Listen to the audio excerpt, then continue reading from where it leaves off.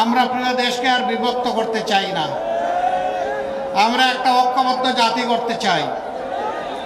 যারা দেশকে বিভক্ত করে তারা কখনো দেশের বন্ধু হতে পারে না।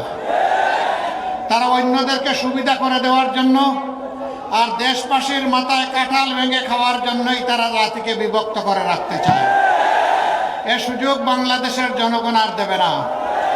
কারণ আমাদের সন্তানদের জুলাই আন্দোলনের প্রধান স্লোগান ছিল উই ওয়ান্ট জাস্টিস। আমরা ন্যায় বিচার চাই। ন্যায় বিচার যেখানে কায়েম হবে জাতি সেখানে বিভক্ত হবে না। প্রিয় সিরাজগঞ্জবাসী, এক সময় গোটা সিরাজগঞ্জ ছিল শিল্প এবং কারখানার কেন্দ্রবিন্দু, তাঁত শিল্প। তারপরে ঘরে ঘরে গাভী লালন পালন করা হতো। মাঝখানে দেখা গেল তাঁতও বসে গেছে, গাভী পালনও বন্ধ হয়ে গেছে। তাঁত কেন বসে গেল?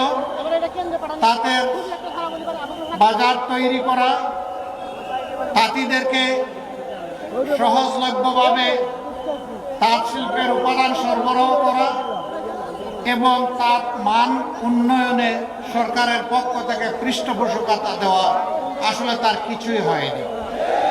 যার কারণে এই শিল্পটা আস্তে আস্তে মুখ থুবড়ে পড়ে, এখন নিবু নিবু বেঁচে আছে। অথচ আমাদের সমাজের যুবক যুবতীরা বেকার।